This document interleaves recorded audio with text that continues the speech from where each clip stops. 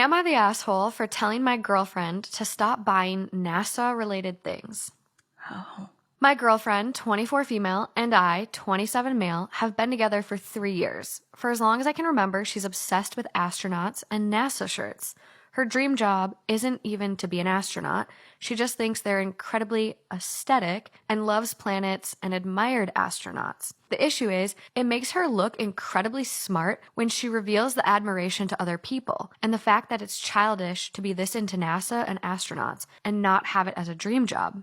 I have no issues with that particularly, other than the fact that my girlfriend is absolutely terrible at math due to ADHD, so even if she were to be involved in NASA, she'd suck at it.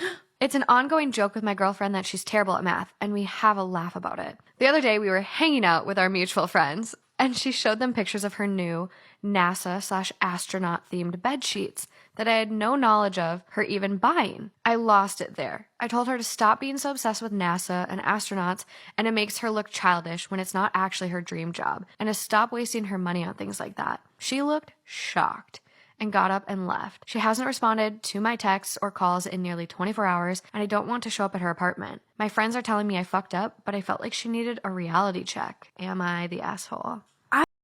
Story time about how my husband makes me pay for everything and still controls all of my money while he's totally unemployed and broke. Disclaimer, this is not my story time. Send me on Instagram. My husband and I have been married for 6 years. 2 of those years we were separated, and we recently got back together last year. He lost his job during COVID, so when we got back together, he didn't have a lot of money. Obviously, I didn't really mind. I was just happy we were getting back together. And if you're wondering why we separated, it's because he got really jealous and controlling of everything I ever did. When we got back together, I told him that he needed to change that. And I really could see a change in him this time around. The only problem was that he refused to get a job. I have a really good salary. I make about $80,000 a month. Theoretically, I could totally support him. When I asked him why he didn't want to get a job, he told me that it just wasn't for him. And he also told me that he wanted some time off and he just wanted to travel. Well, this is when things start to get complicated. When we got back together, he was living with his parents, so he ended up moving into my very nice apartment. I live in a really beautiful high-rise. I have a doorman, a gym, indoor pool, and then he moved in with all of his junk. I had to start paying for everything. Anytime he wanted to go to dinner or order food or buy groceries, I was the one footing the bill. He even uses my Amazon account to order whatever he wants. While he was at home playing video games, I was in my office working my ass off. But things get worse. Part 2 is up.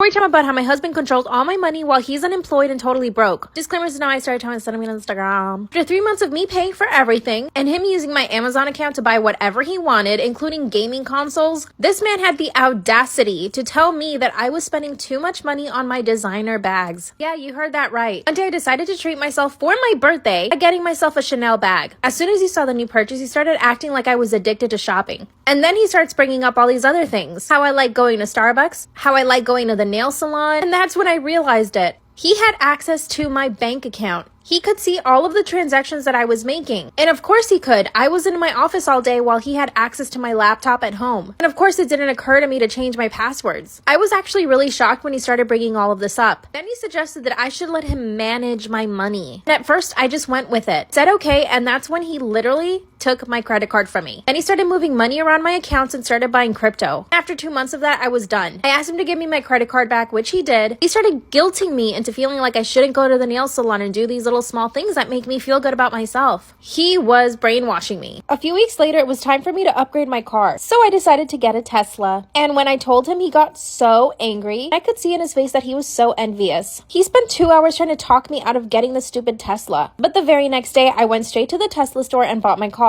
When I finally got the car, he started driving it all over town before I drove it. Story time about how my husband controls all my money while he's totally broke and unemployed. Disclaimer, is not my story time. Send me on Instagram. After he started driving my brand new Tesla before I did, I 4 older siblings that all went to college, but I didn't. I'm the only one with kids. All of my family got together for Christmas last year. Whenever I try to engage in a conversation with my family, they seem to just ignore me. My relatives would hold our babies but not talk to me much beyond that. I was so alone. I was late in my first pregnancy when we got married. A few of my siblings had gotten married before I did, and they all had very nice weddings with lots of guests. No one had any interest in coming to mine. We trashed the idea of a wedding and got married at the courthouse. I couldn't even get all of my siblings to attend the little ceremony. We couldn't go on a honeymoon at the time, so I was even more miserable. Recently, my sister told me that our family thinks that I'm just a dumb bimbo with no goals in life, so I had babies instead. She says that's why no one values my input or opinion. They think I'm stupid for having children young. My children were not planned. They also think that I'm stupid for being with a man older than me, but he's my one true love. They don't want me to have any influence over large family decisions because they think that I'm dumb. They ignore me and don't make time for me. How do I get them to take me seriously? Am I the asshole for making a joke about my brother's affair at his wedding? When I was in elementary, I was the type of kid who got disrupts class often on the report card, so I never focused much on school. My district had a system where they would pair high schoolers with younger kids to help them with school, and my mom made me do it. My tutor was a freshman, Abby, and she would come to our house after school to help me. My brother John was the same age, and they would talk and ended up dating. She stopped tutoring me officially after a month, but we still talked and we were close. 10 years later, Abby and John got married and had a kid together. 5 years later, he tells me he's getting a divorce because he met someone new, and then tells me he had an affair with his new girlfriend. Am I the asshole for making a joke about my brother's affair at his wedding? I asked Abby how she was doing, and she wasn't doing well but told me she didn't want to be the reason I had a bad relationship with my brother. 2 months before the wedding, Abby called me and told me my brother's girlfriend has been harassing her nonstop, saying she's so much better than her and taunting her for having to share custody of her kid now. I told my brother and he said he'd ask his girlfriend about it. He said he saw nothing wrong with the text, which pissed me off. Abby apologized for involving me and pushed me to still go to the wedding and make my speech. During the speech, I said my brother will never let his wife stop him from finding the love of his life. My brother and his wife got really mad, then kicked me out shortly after. Am I the asshole for making my boyfriend feel uncomfortable after he insisted on joining us for girls' night in? Every time I say no, he'd be like, I have to join you or you'll have to cancel. It made me and the girls miserable having to sit there with him in the middle. This past Friday, he insisted to join us again and I had enough. I came up with an idea to get him to hate hanging out with us, made a plan, and told the girls. The girls came and my boyfriend immediately sat with us and started ruining our conversation by steering them towards him and his work. I started bringing up gross, embarrassing subjects and the girls were eating them up by talking about them in detail.